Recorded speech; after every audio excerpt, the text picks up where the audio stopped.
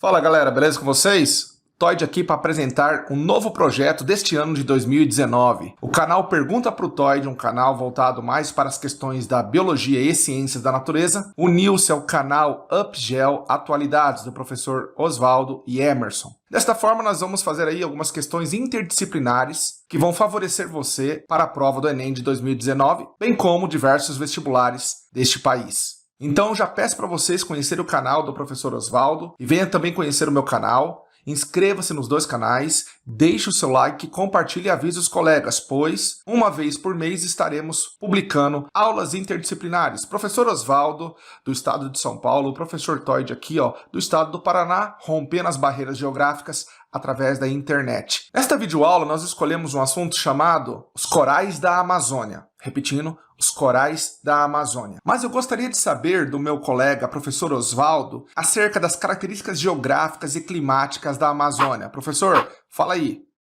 E aí, estudante, beleza? Professor Oswaldo aqui. Toide, obrigado pela apresentação. Já que você pediu, eu vou falar um pouquinho da geografia da Amazônia. Senta que lá vem a história. O Amazonas é o maior estado brasileiro, com 18,5% da totalidade de terras emersas do país. E tem uma área aí aproximada de mais ou menos 1.570.000 km².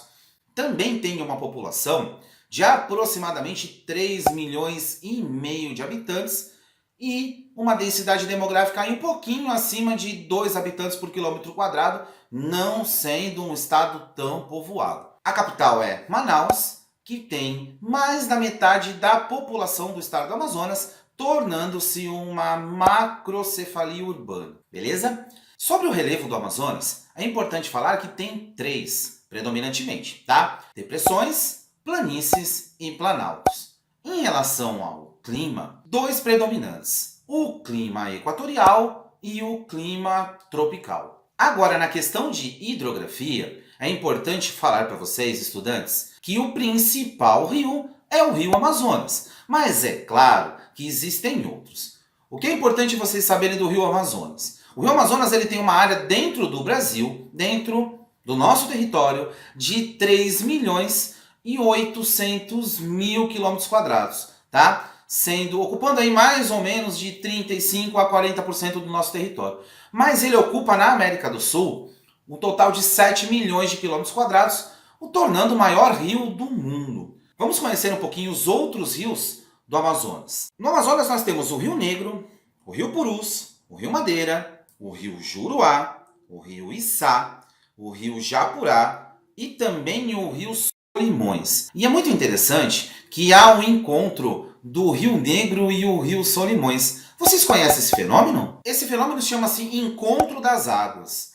Vocês conseguem observar a diferença entre as cores dos rios, beleza? Falando um pouquinho sobre o fuso horário do Amazonas, ele está localizado em 2 fusos horários, o GMT-4 e o GMT-5. Vale lembrar que o Brasil ele tem ao todo 4 fusos. Beleza, pessoal? Em relação à altitude, é importante falar que o Pico da Neblina ele não é só o ponto mais alto do estado do Amazonas, mas sim também do Brasil, com 2.994 metros. Ou seja, o estado do Amazonas é extremamente importante para vários aspectos. Não só na parte hídrica, mas também como na parte de altitude do nosso Brasil. Tranquilo, pessoal? O legal de falar do Amazonas é que ele tem uma quantidade enorme de minerais ainda inexplorados. Entre as principais riquezas minerais encontradas no território amazonense e identificadas pelo mapa geológico estadual, estão a cassiterita, que possui uma reserva de mais ou menos aí 480 mil toneladas e está localizado nos municípios de Presidente Figueiredo, Uruacá, além da bauxita que se encontra também dos municípios de Presidente Figueiredo e Uruacá. Ainda em Andumbá, São Sebastião do Matumã e o nióbio, que é encontrado nos municípios de Presidente Figueiredo, Uruacá e São Miguel da Cachoeira. Em 2007, verificou-se uma reserva mineral inexplorada de gás mineral no município de Coari, a maior do Brasil encontrada até então, cujo seu potencial atinge 62 bilhões 886 milhões e 500 mil metros cúbicos. O gás natural é encontrado nos municípios de Caruarí e Silves. Já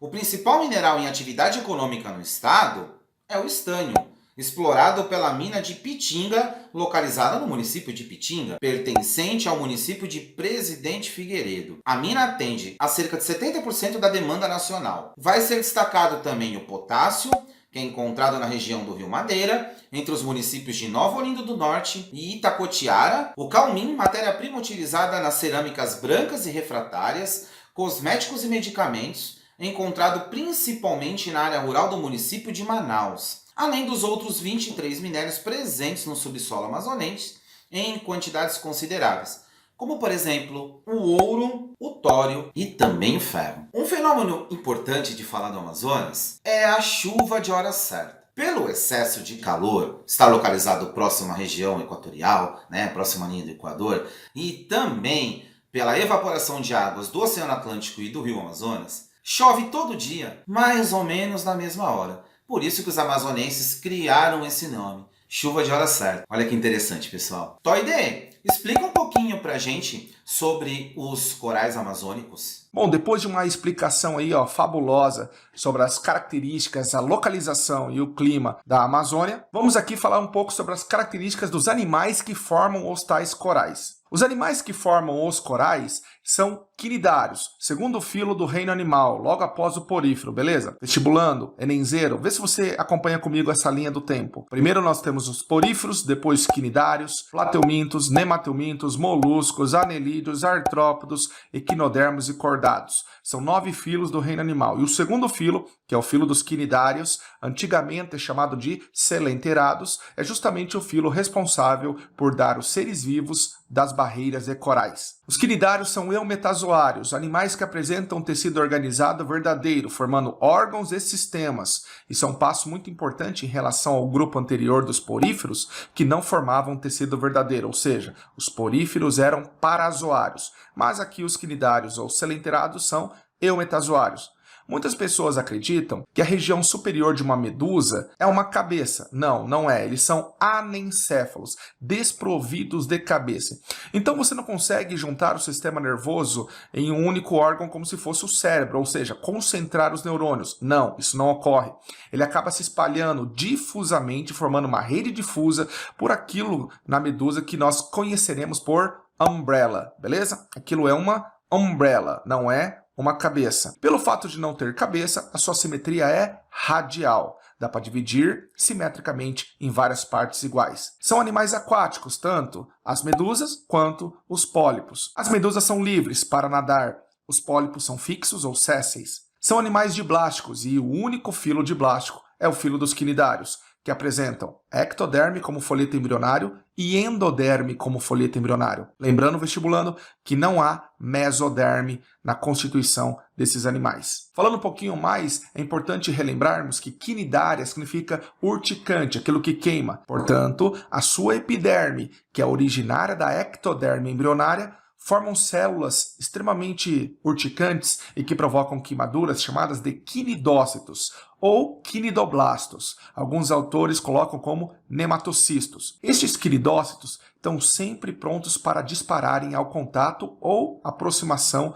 de um ser nos tentáculos. Ao disparar o flagelo, numa velocidade que às vezes é até 10 vezes mais rápida do que a abertura de um airbag, acaba provocando queimaduras. Existe uma substância gelatinosa que foi produzida pela epiderme, que é a camada mais externa, e a endoderme, que é a camada que reveste o estômago. Essa substância chama mesogleia gelatinosa, onde os neurônios ficam imersos, formando conexões que lembram uma rede difusa. Esses animais inauguram pela primeira vez algo semelhante a um estômago, chamado de cavidade gastrovascular ou gastrocele. Forrado na parte interna pela gastroderme, com isso ele é capaz de fazer duas digestões, digestão extracelular na própria cavidade e digestão intracelular, que ocorre nas células da gastroderme. Uma reprodução clássica que existe nos quinidários e que costuma cair bastante no vestibular é a reprodução chamada de metagênese ou alternância de fases, onde alternamos a fase de pólipo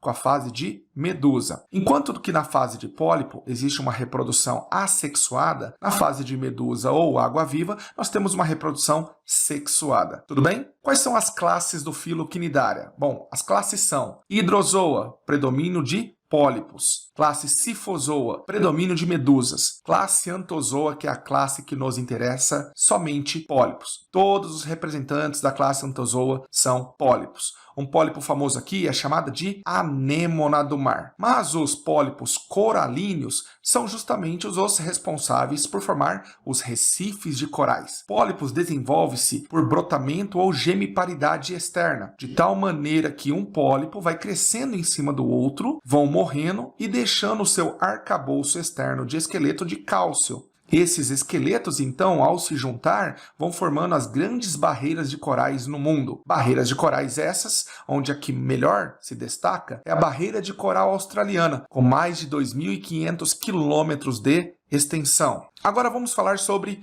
os corais da Amazônia. Pessoal, os corais da Amazônia acabaram sendo encontrados e descobertos num ambiente que era bem pouco provável de se ter esse tipo de ecossistema. Por quê? Os corais necessitam de duas situações: uma água quente, não muito quente, mas uma água com temperatura elevada, e grande luminosidade. Exatamente. Como ali na região da Amazônia, ali próximo à ilha de Marajó, localizada entre 70 e 220 metros de profundidade na costa dos estados de Maranhão, Pará e Amapá, isso trouxe um impacto para a comunidade científica. Por quê? Vejam bem, os livros didáticos diziam que os corais não cresciam perto de foz de grandes rios onde a água doce chegava ao mar, porque era carregado de lama mais escura e que isso impedia a entrada de luz. Essa luz é uma fonte super importante para os corais produzir alimento. Mas professor, os corais são animais? São. Produzem alimento? Opa, veja bem, os corais não produzem alimento diretamente. Quem produz alimento são algas microscópicas ou microalgas chamadas de dinoflagelados fotossintetizantes, que ficam associados aos corais.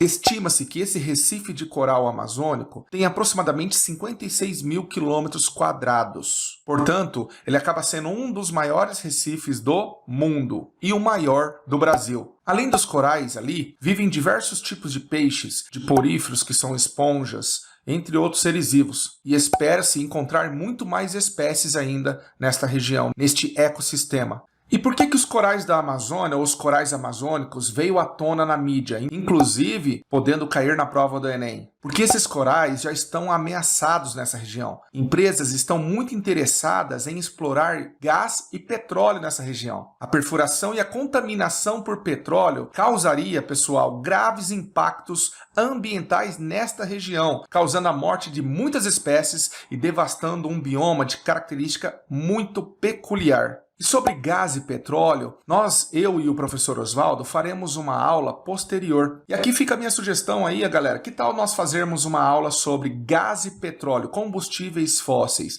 Se você acha que sim, deixa o seu comentário aqui no vídeo. Coloque ali que você é a favor dessa videoaula interdisciplinar, beleza? Professor Oswaldo, vou fazer exercício aqui, tá bom? Vejam bem, galera. Uma questão da VUNESP. Olha só. Há 500 milhões de anos, minúsculos animais flutuantes associaram-se a algas microscópicas e fixaram-se às rochas marinhas, formando colônias. A concentração dessas colônias dá origem a áreas naturais inigualáveis pela sua cor, beleza, forma e grande variedade de vida. Esses locais, verdadeiros oásis de vida marinha, são dos mais produtivos ecossistemas do planeta. O texto refere-se a... Bom, então ele está falando de quem? Das colônias de quinidários. Estou falando de coral, né? Letra A. Poliquetos do filo Annelida. Bom, filo Annelida ou os anelídeos, poliquetos, corresponde a parentes das minhocas. Nada a ver. B. Recifes de corais formado por seres do filo quinidária. Fechou, galera? A resposta correta é a letra B, beleza? Pô, Toide, você falou de exercício? Vamos produzir um também aqui.